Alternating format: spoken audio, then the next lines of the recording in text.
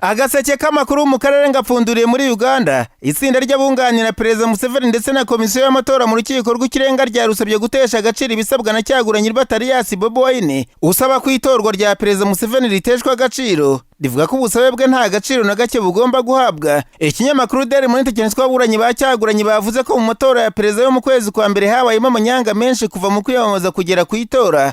Barasaba ko aya majwi yateshwa agaciro kuko habayemo akaboko k'ubutegetsi. Abunganira Museveni bavuze ko itsinda rya Kyagulanyi ryatanze ikirego ritinze kuko amategeko ateganya iminsi 15 kandi ko yari yararenze bityo ko iki kirego cyabo cyateshwa agaciro nticyakirwe. Itsinda ry'abanyamategeko ba komisiyo y'amatora ryo rivuga ko impamvu ibisabwa n'abunganira Kyagulanyi bitagomba kwemerwa ngo nuko ibyo beretse urukiko rw'ikirenga bihabanye cyane n'ibyo beretse komisiyo y'amatora.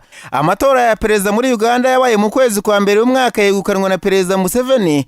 Kyagulanyi ivuga ko itora ritagenze neza uko yibwa amajwi ndetse yongeraho ko no mu gihe cyo kwiyamamaza Perezida Museveni yakoresheje imbaraga z'umurengera. Ni amatora batavuganwe n'ubutegetsi bose batavuzeho rumwe ndetse na bimwe mu bihugu byo mu mahanga. Perezida Museveni yatsindiye manda ya 6 y'imyaka 5 yiyongera ku yindi 35 yari amaze ku butegetsi. Nasimbukiye muri Kongo Kinshasa, abanyamakuru bicaye imbere ya mudasobwa barandika. Banditswe abantu 10 baguye mu gitero byavuzwe ko cyagabwe n'abarwanyi ba ADF muri segiteri Rwenzori mu mujyi wa Beni mu ntara ya Kivu y'Amajyaruguru. Ni mu ijoro ryo kuwa mbere rishyira kuwa kabiri. Radio Okapi yavuze ko ibitero byabereye mu mudugudu wa Kitovirwa nk'uko societe civile muri kariya gace yabitangaje. Iyi societe civile yavuze ko abarwanyi bateye abaturage bari basanzwe barahunze umutekano muke muri Rwenzori. Icyakora aya makuru y'abantu 10 bapfuye nayo ngo aracyari agateganyo kuko imibare ishobora kwiyongera cyane ko ngo hanaboneka benshi bakomeretse cyangwa se abakeka ko bishwe bagihumeka. Umuvugizi w'ingabo za Kongo FARDC muri kariya karere yavuze ko ingabo zigihomereye bari barwanyi ba ADF ndetse bagitegereje amakuru ya nyayo arebana n'abaguye muri kiriya gitero.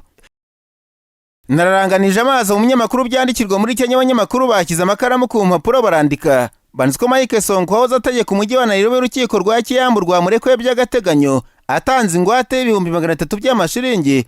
Uyu uvuga ko yahoze ari umunyabubasha yashinjwaga ibyaha birimo iby'urugomo ndetse no gukoresha ububasha bw'amategeko mu nyungu ze bwite. Ikinyamakuru The Star cyanditse ko Bwana Sonko yanashinjwaga ko yarasagariye abakozi bakoreraga mu rwego rw'intara basanze mu biro byabo, ariko ibyo byose arabihakana.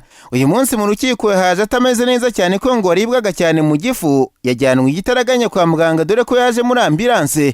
Urukiko rwavuze ko ubushinjacyaha bwananiwe kugaragaza uburemere bw'ibyaha bumurega ku buryo yakurikiranwa afunzwe, rutegeka ko azajya yitaba abagenzacyaha atahiwe. Uyu mugabo washwanye na Perezida Kenyatta yanashinjwaga ibyaha birimo kureba umutwe w'abagizi ba nabi agikorwa y'iperereza kugeza ubu. Uyu witwa umunyabubasha kandi wanegujwe ku butegetsi bw'intara ashinjwa gusesagura umutungo w'igihugu no kugira abarinzi bitwara gisirikare atabyemerewe.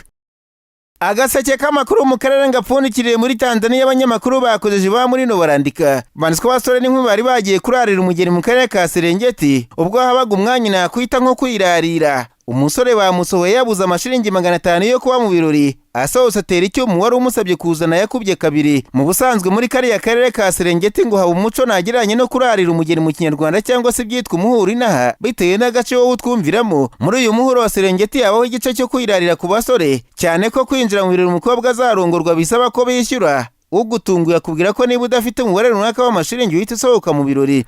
Ikinyamakuru The Citizen cyanditswe mu birori byo kurarira cyangwa se kujya mu muhuro mu rugo rwitwa Mango Kibuni. Abasore babyinishaga inkumi bageze mu gihe cyo kwereka inkumi ko bafite umufuko uhagaze neza. Umusore yereka mugenzi we amashiringi 500. Ubwo ibi yasabwaga kwerekana ko amuruta akagaragaza amashiringi 1000. Yayabura agahita asohoka. Uyu wabuze amashiringi 1000 yanze gusohoka asaba ko uwo umusabye banza kuyerekana mu ntoki nawe asohoye ku ngufu atera mugenzi w'icyuma aramukomeretsa bikomeye ku buryo byasabwe ko ajyanwa kwa muganga ndetse inzego z'umutekano zinjiye mu iperereza.